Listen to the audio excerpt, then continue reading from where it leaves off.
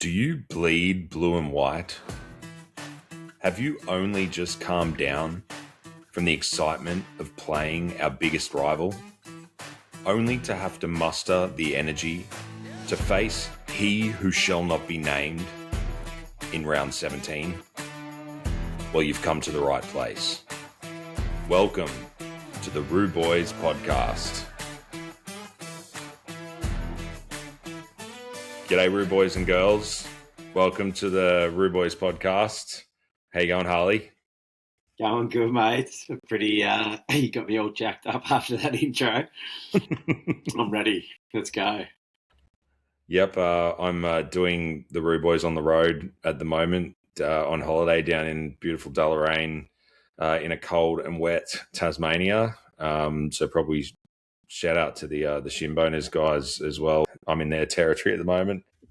I guess we'd like to take a moment to thank everyone that's been listening so far. We raised about 50 subscribers on YouTube, and I think from what I've seen on the analytics on Spotify and such, there's a few more on there. So it's been good fun so far. Yes, thank you, and we're on good authority. They're not all just relatives and friends, so. Tell anyone you know.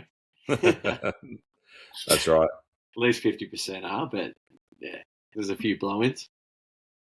And if you see Harls at the game, make sure you go up and say g'day. Yes, I'm a very friendly human. All right, so we had an interesting game on the weekend.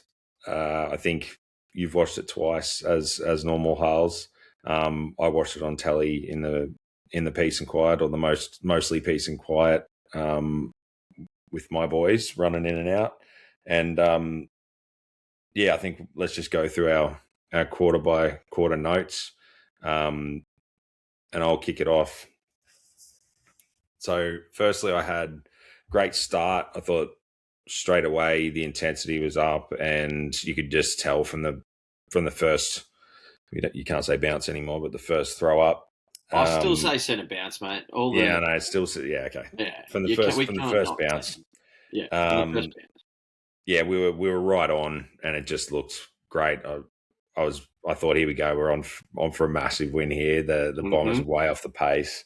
Great effort. I thought Spargo was really good early. Wardlaw, LDU his intensity was right up. I thought he was in like absolute beast mode.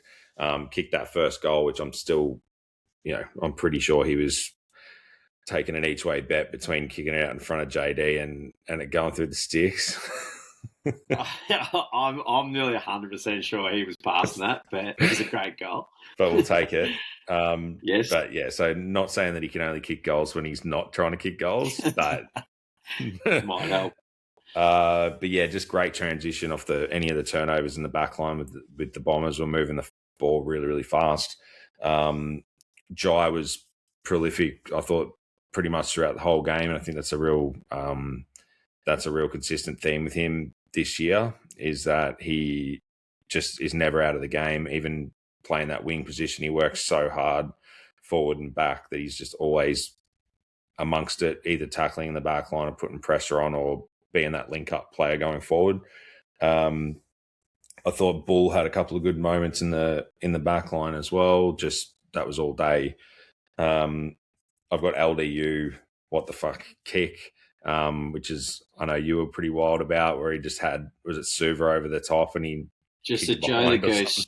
Yeah, just a Joe the Goose over the top, and he somehow shanked it into the pocket. Yeah, and it's the one thing that's really holding him back, isn't it? So, and I was we were texting after that. I was a bit red hot after that one, just because there's so much good there, like you're saying. Like, he was just dancing out of packs for fun, and just not being able to hit a target like that, it just upsets you at the time. Yeah, but definitely. I thought, I've got multiple notes here saying Larky looking really dangerous. I thought if you made that 5-1 instead of 1-5 for the day, it was probably one of his best games. He was attacking the ball really hard. He was getting it up the wings. He was everywhere. And I've just got, Larky looking dangerous. Please kick this.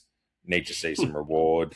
And then I've just gone great pass to Trembath, because I think that's when Trembath marked it on the line.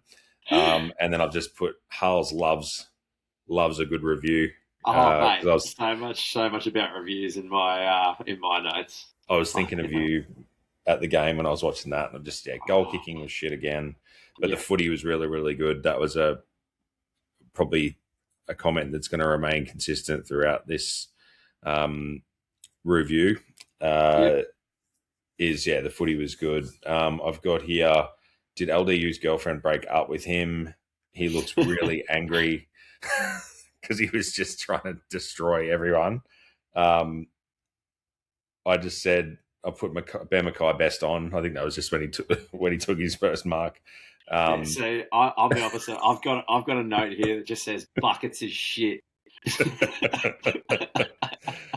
But yeah, we Dawson. I just made a note of how loose he can be when he's in the back line. A bit of Griffin Logue about him not playing on his man.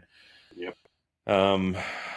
What else have I got? I've got there's a lot of lamenting comments about people lining up for set shots and then missing them. So I'm not going to read all of them. But Dersma gets a mention. Chom gave away a stupid free kick I could see coming an absolute mile away. I think it was a 50 that I made a note of. He just can't help himself sometimes. There was another one where Larky left. It was nearly out in the full, and Larky left it like it was going through for a goal. I can't remember who. I just couldn't quite get it right, honestly. I can't remember who kicked it. But and then I've just got George is a proper footy player. He was just cracking in. I've got George is a proper footy player. He won't miss. This is when he was lining up for a goal. I was like, nah, he'll kick it, and then I thought he will miss. Waste opportunities again, killing us, but good footy. Jai finally kicked one. Where Merritt played on and fell over his own feet and was just hilarious. Godar, nice spin. It was great to see him back out there as well. I think everyone was very happy. Quarter time, I just said, we should be 5 goals up at least. Daniel was having a ripper. Great bad quarter is how I put it. It was just really good. Just we couldn't finish anything off. And then I've got LDU 90% question mark. I checked his disposal efficiency at quarter time and it was 90%. So I don't know whether it was apparently went 100% by foot. Yeah, okay. I heard on the radio today. Well, I heard him on SEN. It was on the Bruce app. I don't know how they get an accurate kick out of that one, the Larky, seriously. But I'm not trying to knock him. I thought he was awesome. But no, I did too. A couple of those. I don't know how they worked that stat out. But no, neither do I. But that's why we don't focus on stats. I just wanted mention one more thing, and that's LDU. I just had a note. McGrath equals green jocks when he dacked him. When he chased him down. So I can't believe I missed that one. That was right in front of me because I went to the game, obviously. That was a pretty awesome moment. You whipped out your phone, put it in your notes. Well, it's just like we're literally pulling their pants down. Yeah. All right, well, you take it away for the second quarter, mate. Yeah, sweet. So, like I said, obviously I was at the game. Little fun side note. I reckon it was honestly the LDU pass in the to Suva where I just did one of those sitting there not real audible, but there's an old dear in front of me and she turned around, she goes, "Do you have to swear, mate?" And I was like, "Oh, sorry." And there was an Essendon supporter sitting next to me and it was like very next play they did something and he goes, "Oh, fuck's sake." And she looks around at him, just give him the daggers. And he goes, "What's that all about?" I said, "I don't think she likes swearing." He goes, "Well, how does she expect us to watch Essendon North Melbourne without swearing?" So anyway, in my notes, I've tried to mix in some less swear words, but it's impossible for me not to swear sometimes. So you'll notice a few but I've done my best. C. Harvey looking very comfy in defence. I thought he had a fantastic game, Cooper. Mm-hmm. Fantastic. Do these umpires need do these umpires need me to check whether they've checked their pants in case they've shat themselves? They couldn't make a decision. Everything was a bloody review. Anyway, so probably the peak of my frustration on the day there. Caleb Daniel holding the ball, where it was just cold holding the ball, and then anyway we got it, and then got it inside 50. Larky took a mark, and they paid it as touched for Merritt was just in front of him. Yeah, I remember that one. And I just thought it was one of the worst umpire passages that you'd see all year, to be honest. But just the lack of focus on just traditional rules of the game, like holding the ball, it just kills me. So Suva competing hard. I honestly thought it was his best game of the year, other than the goal kicking, for just the way he was leading at the ball and full chested, mitts out as well. Just the way he was actually competing in the air and on the ground, I was wrapped with it. Just obviously lacked the goals. Foss setting up JK. That's how I roll. I love seeing the GOAT back. He's a player. Yes, if Suv could kick today he'd be BOG. Bit of a theme. I won't redo that one. What in Tarnations? We're behind. 13-28. Kanga's like a Polish, costing us a bit. Jaidu on the Watusi, love it. That's when he was just dancing. I'm with you. Jai had an awesome game, and he's going for strength to strength on the wing, I think. Cooper Harvey is a mad dog. Probably a mark by Brad's kid in the goal square. You know Brad's kid? Yeah. Brad Scott's Nate Caddy. Kid? Yeah, that guy. Yeah, Brad's young fella. Nate Caddy Scott, I think he's adding a hyphenate is what I'd heard. Yeah, well, yeah, he definitely, I think he took a mark and they didn't pay it. I couldn't. Harry fucking Sheasel. Dagnammit. So, I just fucking love Harry. JK, easily our best kick at goals. What? I've got JK to take goal kicking drills during the week after he kicked his. I don't know how we've gone full cycle and now JK is our most reliable kick at goal, but I'm not upset by it, obviously. Colby running with the footy is my happy place, like Chubbs Peterson singing in the background. So, Jackie D, you have only just begun. Yeah, LDU competing his cock off today. Clearly, my swearing couldn't keep its head out. Colby, chef's kiss. She's like salt and pepper in everything. The Dill Stevens touched for the goal sums up our first half. Just can't get after the massive Dawson a crossbody kick. Yeah, man. And then it was just like we finally feel like we're getting a bit of a run on, and then goes back and no deal. Boys playing well, just can't get everything working at the same time. Set shots becoming an ongoing problem. And then at halftime, because obviously I didn't see the telecast, but when I watched it from home, Simo saying he truly believes North will be the best midfield in the comp in the next couple of years makes me rock hard. Yeah. I missed that because I think I went out to start cooking dinner or something at halftime. I'm telling you, there was. I wish I had heard that. the blood was just pumping in all the right places. Just Simo, you can say whatever you want about the Kangas, mate. Love that shit. My probably one little thing I added during the second quarter was that the little bit of Chom did a great job on Mackay all day, just slaughtered him. Obviously, they ended up putting him forward, but there was a fair bit of angst and niggle there as well. So I did have a note saying, did Mackay not flush before Chom one day at the club or something. There seemed to be some sort of history there that they were really into each other, or John was into him anyway. Well, yeah. Speaking of things that give me movement, Chom bumping him around and getting into him. Just giving it to him because he knows he's soft. Yeah, and he is. All right. Yep. I'll take it away for the third quarter. Yep. So I made a note at halftime that Trembath had not had a single hit out.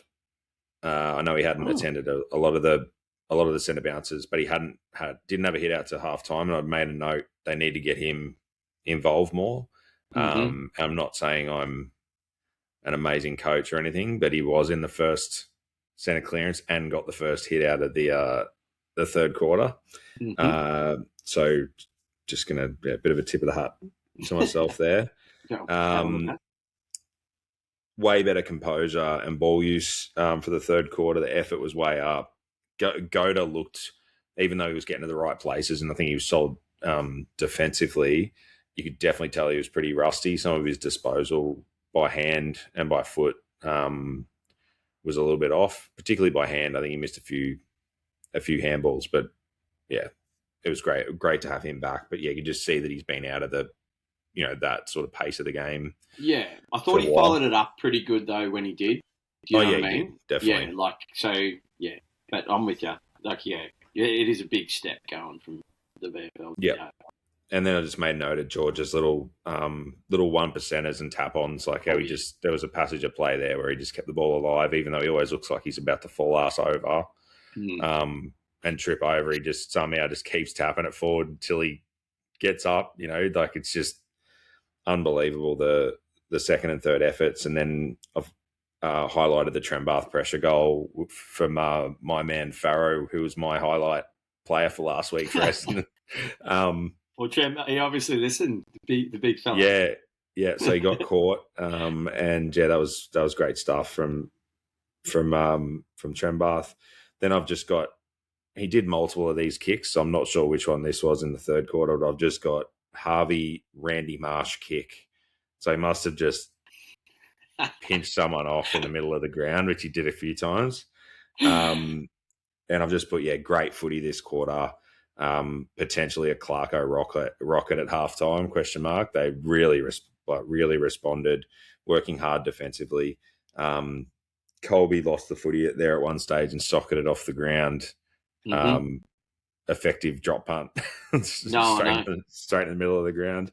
And then LDU, I've just put him again. What a game. Like, he was just incredible the whole game. He's sort of become almost like the defensive side of his game's really lifted, and he's added that.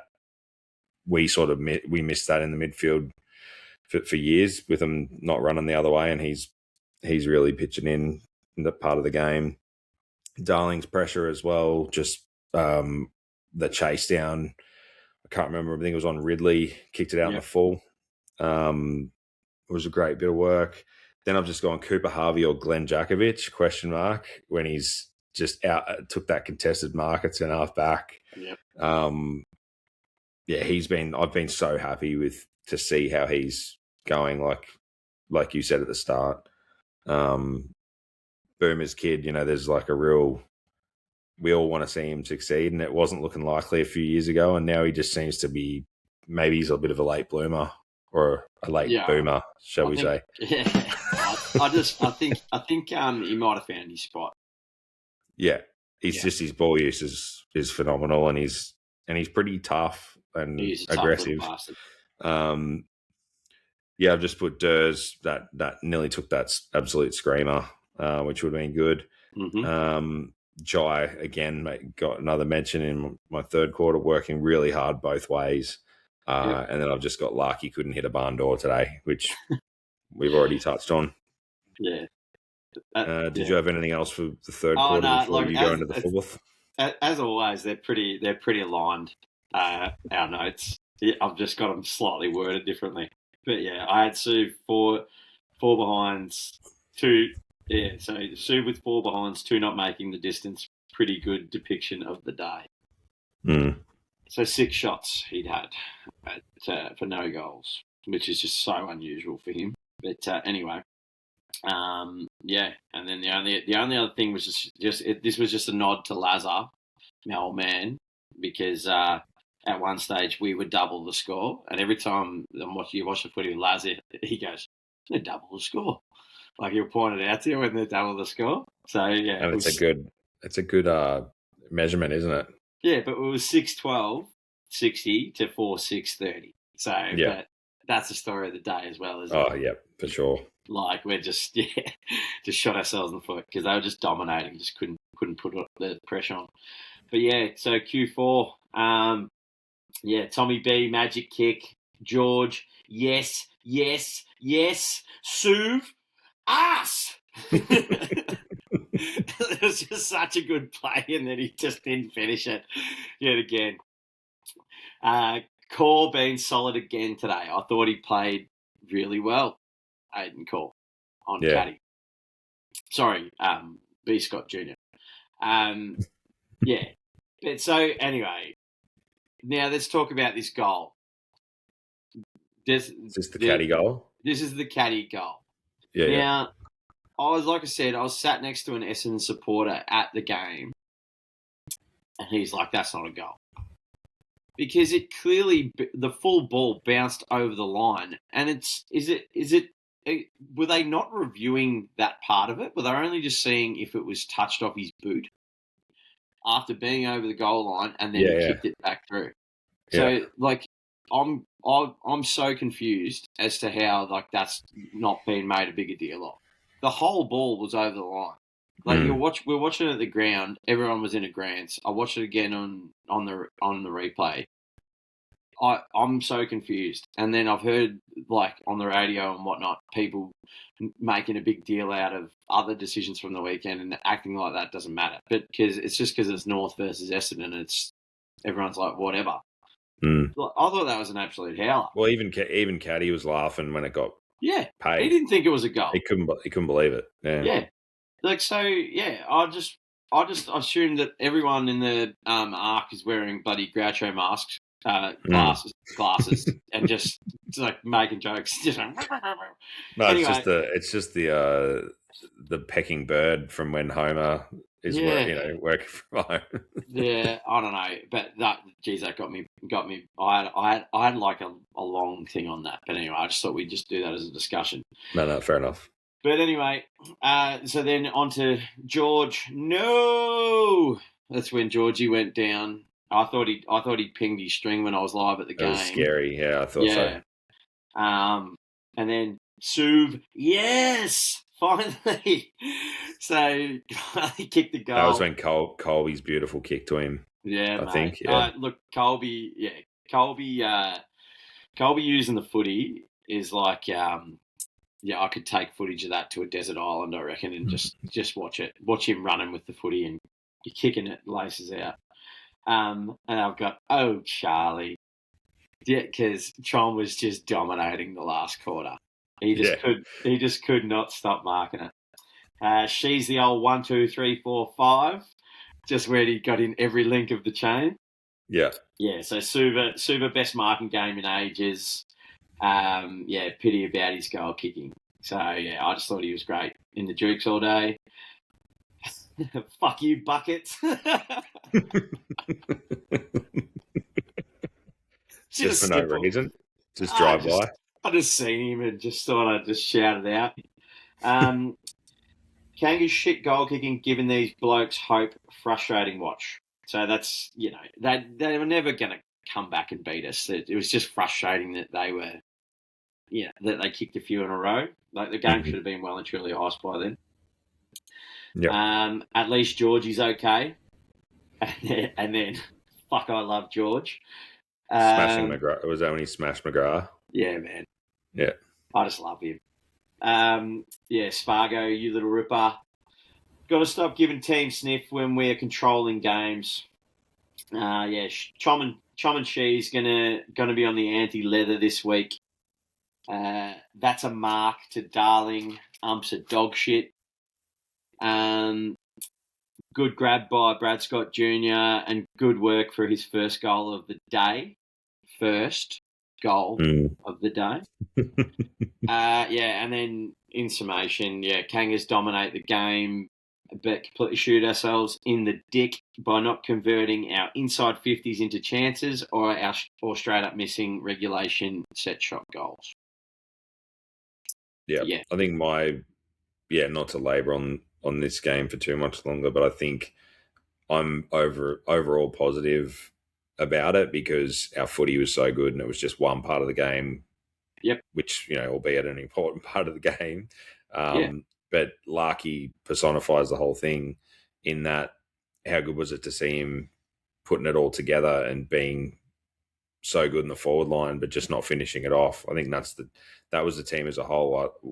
If we play like that against Port, I think we're a chance. We just need to straighten up the goal kicking. I thought pretty much everything in our game was good, and it was an even team effort. There wasn't really too many passengers. Yeah, I couldn't agree more. Like they actually the week before was a bit more arduous in terms of the movement, but we moved the ball well. We just didn't finish it off. Just didn't finish our good work. Yeah, it just feels like we've slowly worked our way up to some form after that Freo loss. That's what it feels like to me. But let's go through my best player. I had LDU. Just his attack on the ball and his intensity was really good for 4 quarters. Yep. Who'd you have? Well, I had Harry Sheasel. We probably haven't mentioned him enough, but he's a phenomenon. He's a phenomenon. He's unreal. But we'll get to him in the report as well. Yeah, mate. Yeah. But I also wanted us to special mention Cooper Harvey because I genuinely think that was his best game as a Roo. So I agree with that. My highlight is Goda's return. I thought that was awesome. Gave the boys a really big lift just to see that sort of perseverance after 860 days without playing a game after pinging his Achilles in 2024, and he was pretty good. So we haven't got a running defender that sort of height, 190 centimetre or whatever he is plus. Elmac is that. Oh, is he? I said running defender. Yeah, I know what you mean. Nah, he's we've all had our eyes on him for a while. Like, he's going to be in our best side, and I think he should. By he'll keep getting better. My highlight was LDU, Dak and McGrath right in front of me. Green jocks. I just fucking loved it. But and also Cooper Harvey rinsing buckets in 2 separate marking contests. Like.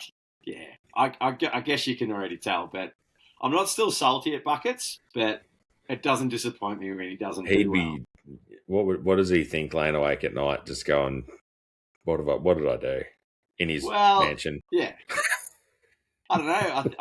I thank him because he's wiping his tears with his money.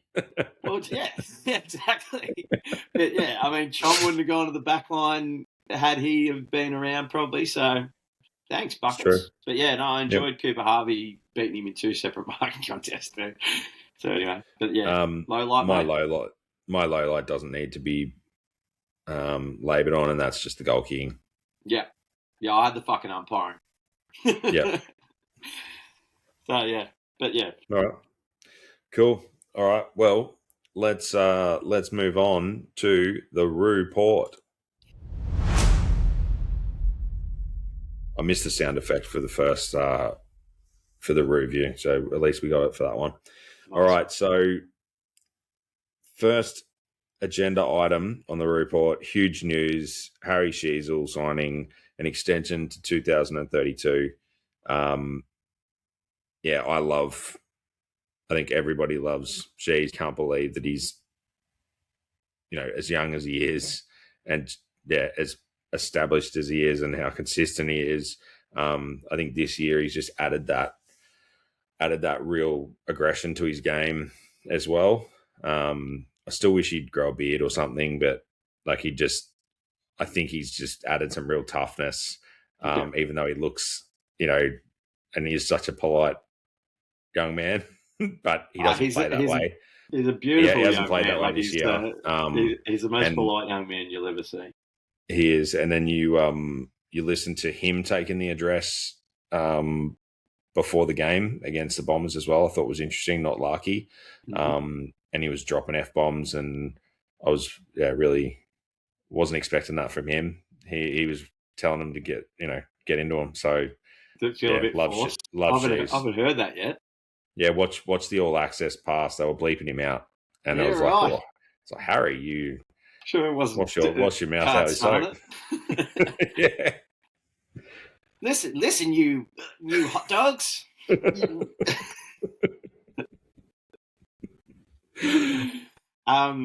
Yeah, but look, how good. I generally can't believe that he plays for North. That's how good he is. It's like the sort of player that you see other clubs get. I feel like more regularly. He's like he's going to be one of the. We were talking about the 25 best players thing last week. He's going to be entrenched in that list.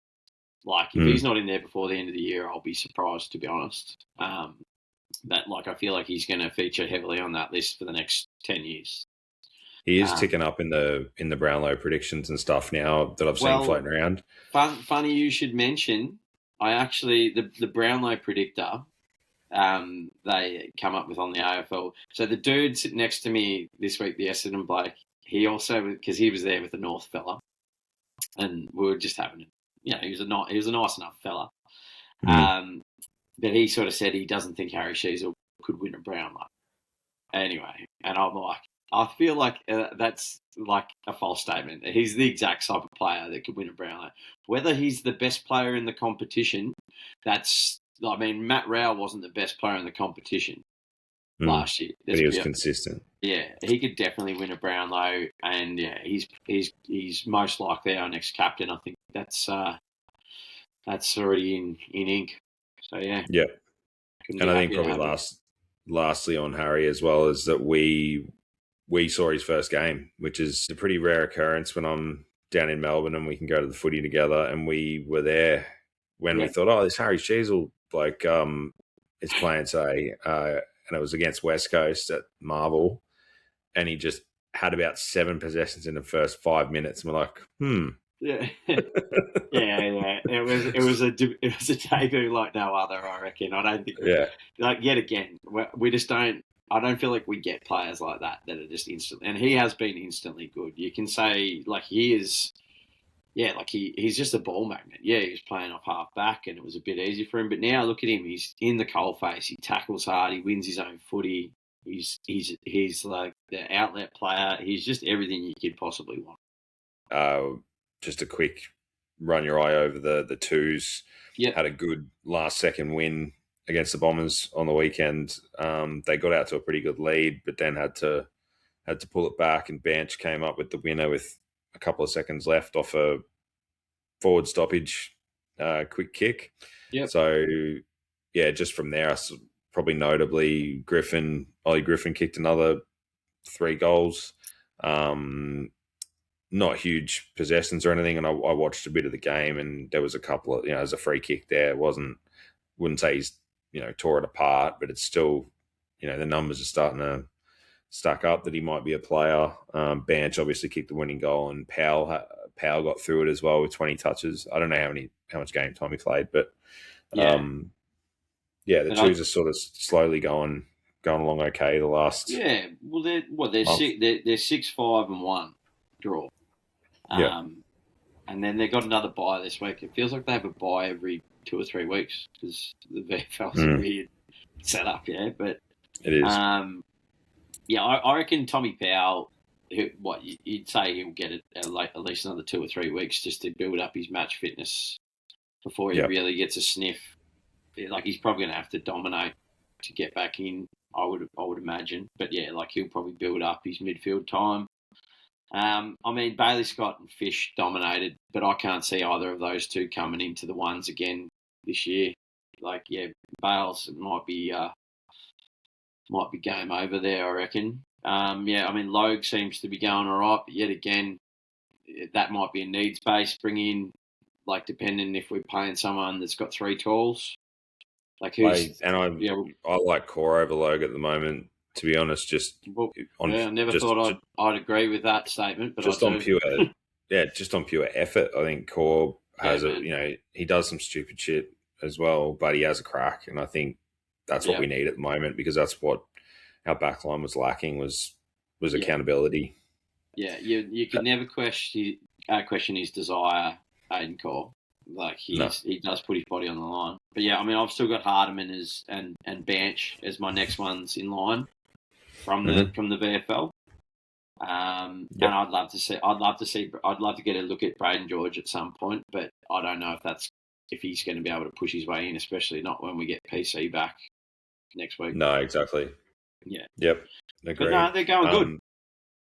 Yep. And then lastly, on the Socceroos are still going. So we are the Roo Boys podcast. So we will shout out the Socceroos. They're playing on. I'll be up early on Saturday morning, when they faced Egypt, and looking like they're not going to have Mo Salah with the hamstring injury. So yeah, it's anything can happen.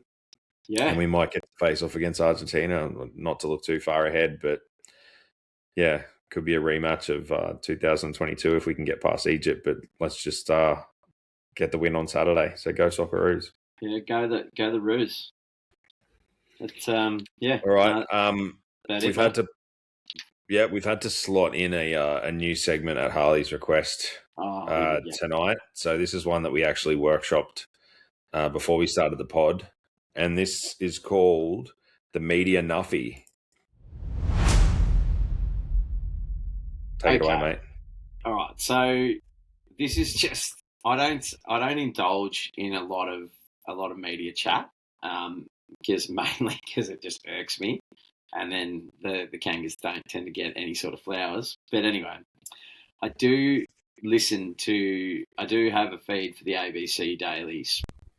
Anyway, and which I quite like, because Bobby Murphy's on there, and I like Bobby Murphy. But anyway, there was a crew of them talking about North anyway, and the headline for this ep had, "Can North play finals?"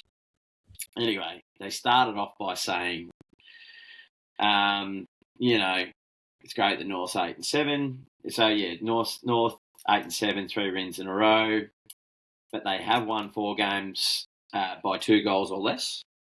All right, so that was the precursor. So, but you don't get style points, so that's all right. So they're not going to ding us on that one. So out of 8 of their wins, 4 of them against Essendon and Richmond. So they're beaten. So basically, they're beating teams that everyone's beating in the competition. So that just leaves 4 other wins. So where are they coming from? They said they beat West Coast by a breath after Jake Waterman missed at the finish. They beat Carlton at the start of the year when the Blues couldn't hold on to a 3-quarter lead. So that clearly meant nothing.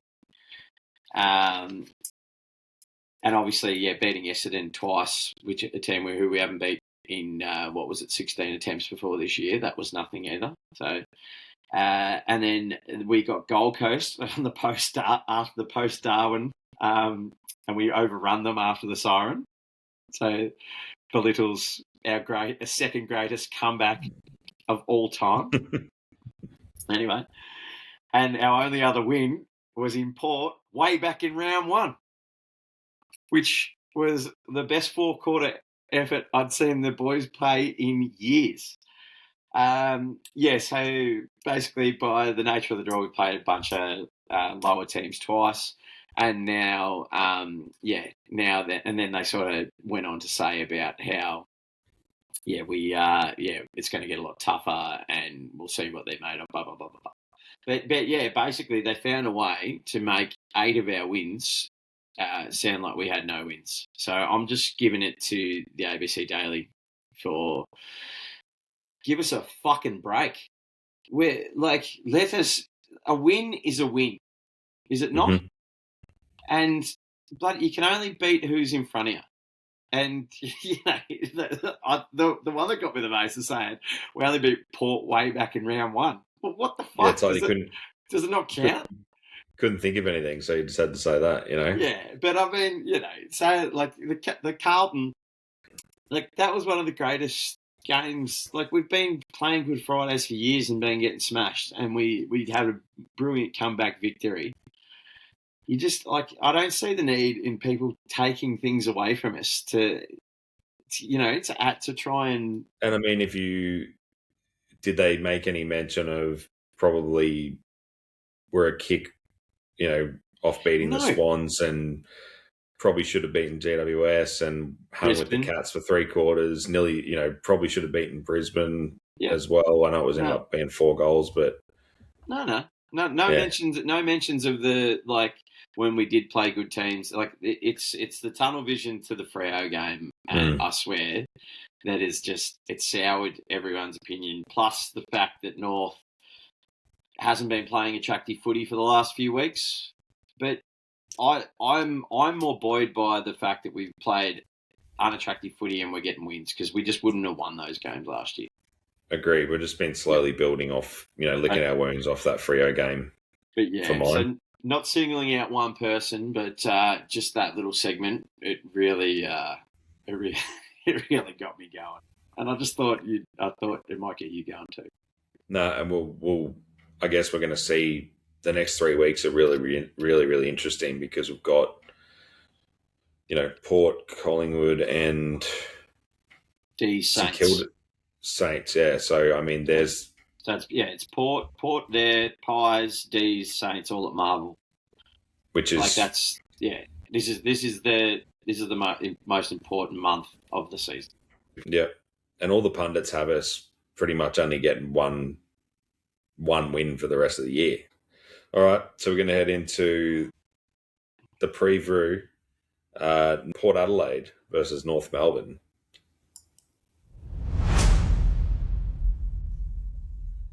Yep, so obviously mentioned off the top, massive game again, particularly with he who shall not be named coming off a massive game with Butters last week. Really gave it to the Crows. And then they've got that added incentive of our victory in round one.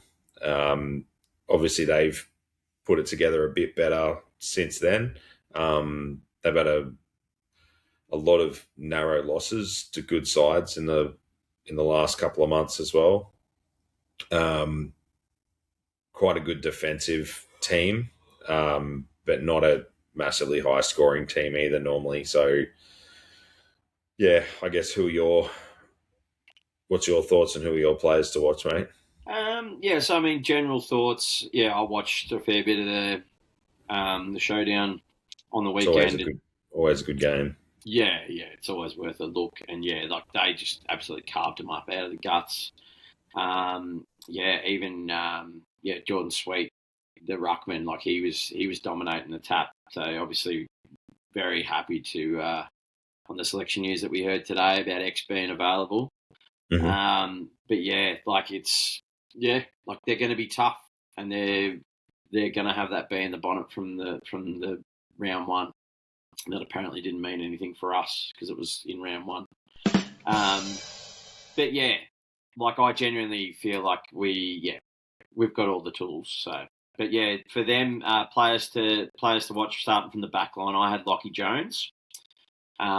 He's like that sort of medium-sized defender, but yeah, he's quick, good mark, good ball use. Starts a lot of their chains.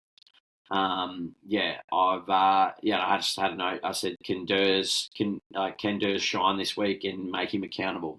Because to me, he's probably the natural matchup for him, especially with PC out. So yeah, I've got big week for Durs to try and hit the scoreboard. Yep, I've got I've got Aaliyah. Obviously, Larky kicked a few goals in round one. I think 3 or 4 goals in round one. Yep.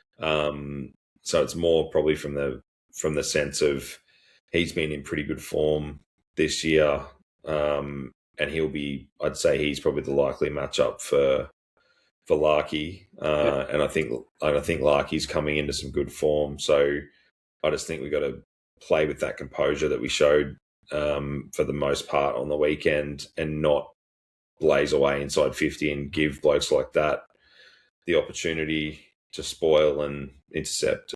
So yeah, probably not so much a watch on him, but just a watch on how we get around those defenders and actually lower our eyes going inside 50. Do you want to do midfield for us, mate? Yeah, I've just got he who shall not be named. Obviously, he was coming off injury in round one and didn't play through the middle too much. It's hard to sort of say who's more damaging out of him, and I feel like he's more damaging than Butters from a get forward and goal kicking sort of point of view. Although I did notice that both of them don't have wonderful disposal efficiency or anything like that. They're just sort of like those sort of clearance beasts, and yeah, I'm not sure who you go to with him, but if you're going to run one tag, I'd nearly be tagging him over Butters. What's your thoughts? Well, I got Butters. Like it was just a 1-2 punch last week. It was, yeah. I mean, you still got Wines in there and stuff who's very serviceable in contests, but yeah, they were just waxing between the two of them. So yeah, Butters, like he's just an absolute beast. He just, he's so quick and tough, and yeah, he's a daunting task. But obviously, yeah, Foss ran with him in round one, and like, he didn't completely stop him, but he negated him. So yeah, he did, definitely. Yeah, so I'm tipping that's going to be the role, because I more look at like LDU sort of negating he who shall not be named just by his competitiveness, like you were saying from the Bombers game. Like if LDU has that sort of attack and that competitiveness, I feel like that negates that anyway. So I don't know if you need to do a tag there. I think Butters is, you just got to stop. You got to cut the head off the snake, and he's that. So yeah. Nearly said his name. He who shall not be named.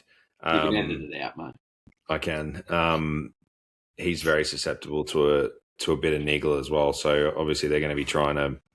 Oh, Jai's going to be into him for sure. Jai, no matter, and I love that about Jai. He's a pest. He's a little mongrel. He's our mongrel. So that's it. Fucking get him, Jai. Who have you got in the forward line? So I've got Corey Durden. Small forwards are always a scary task for me, as people probably noticed by me flagging a small forward every week. But he was awesome last week. And he's already kicked more goals this season, 23, than he's ever kicked in his career. I can't believe Carlton let him go. He's just a good, serviceable player. But yeah, I reckon great test for Cooper Harvey. It's the sort of players he's got to be playing on. Negate him, and also get involved in those chains like he did on the weekend. So, but yeah, he's definitely one to watch. How about yourself? I just went the obvious one, which is Georgiades. Super solid forward, strong mark, just your classic tall forward. So he did he kick it? He kicked a few in round one. Yeah, but he's a lot like Waterman. The radar's been off this year. He's kicked more points than goals. But yeah, he'll get it right at some point. You don't want to be the game that he gets it right. So yeah. No, then that'll help us a bit. But his name strikes fear in my heart because of the last couple of years. He just seems to get hold of us. Yeah, as do most key forwards. Yeah, so probably I think he's core to him, and then Chum would probably play on Whitlock, wouldn't he? Yeah, I think. Well, yeah, Whitlock's got that. Chum's got that extra height, I think. So he probably. I don't know. Georgiades overly quick. Yeah, he's quick, and he's real quick, and he can fucking jump.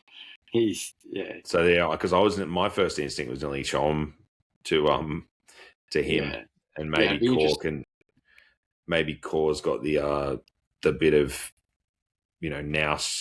defensive nous to sort of niggle Whitlock while he's still a bit undersized, like as in from a frame perspective to sort of bully him out of it a little bit. But yeah, I think we're going to be might be a little bit stretched down there. But yeah, well, we'll see. I mean, I'm still, for me, there's no reason that we can't give him a good shake. I mean, we haven't won at Adelaide Oval ever, which is that's just it's a shit stat. I think that's the biggest hurdle we've got to get over, I think, because if you take all the emotion out of it, there's no reason we can't be winning this game, in terms of personnel. Well, they nearly beat them up there last year. What, they beat us by 7 points, I reckon it was, in the end last year. 7 or 9 points or something. Yeah. So, they're quite evenly matched. And, Port's only won the 5 games, I think. But, like you said, they've lost even close ones. They're very similarly matched. I just think we're in a different position, as in they might be coming down before they go back up again, I reckon. Whereas I'm hoping that we're on the way up. But yeah, I mean, round one's a perfect example, yeah? Obviously, to me, that was a win. Doesn't matter what the ABC say. Yeah. It was just a perfect 4-quarter performance. So, we just got to get on top in the centre, straight away. That's where this game's going to be won. And then we've got to convert. We just, we can't be... we've sort of played with our food a bit for the last few weeks, and now's the time to shit or get off the pot. So, converting's not only just converting goals for me; it's converting actual inside 50s into chances. So, like you were saying, lower the eyes, hit the targets, take the marks, and actually get those shots on goal, because the competition is stepping up over the next month, and then even more. And if you turn it over, it goes back the other end quicker than you can blink. So that's what we're going to be up against. But yeah, I just think that's the key to the game. Yep, I've got all the exact same things you literally just put. I've got stop butters, kick straight. Yeah. And play smart, tempo controlled game. I thought a real highlight of our round one is that when they sort of eventually woke up at times during that game, we did possess the footy and kick it around and took the heat out of it, and then we pushed. We were really well timed to push back and put our pressure on and then score. We just never. We quelled every time that they came and kicked one or two. We just poured water over it and then went back to our game. And I think that's what they're going to come out hard as well. And we just need to play our possession game, I think, when the heat's on, but then also know when to really crack in and push and play attacking footy like we did in the last quarter against Gold Coast. That sort of, I think they're our two sort of play styles that you see us pull out. That kicking around the back line, and then when you see that opening or that kick into the centre, you take it and go. And I just don't want to see us getting put into our shell and switching it back and forward, and getting boxed in the back line and kicking it long down the line.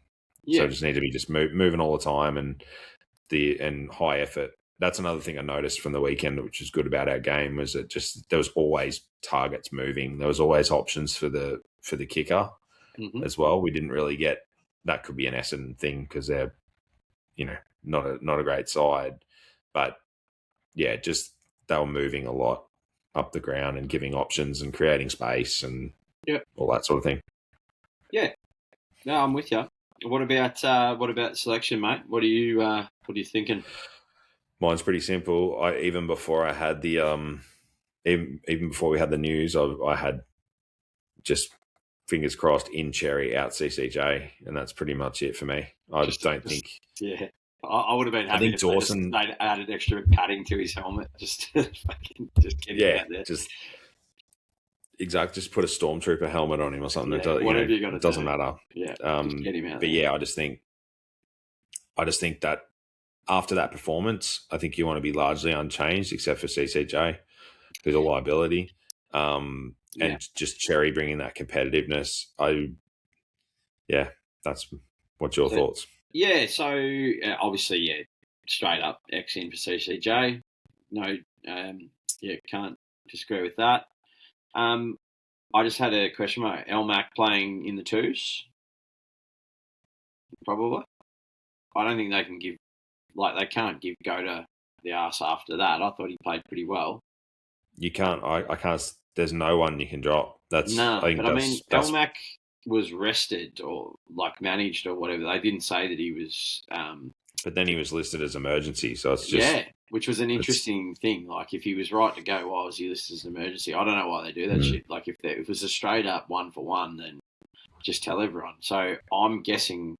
Which I don't think Elmac's been that bad, but we've got to move on at some point. And so likewise with Hardiman, how are we going to get this bloke into the side?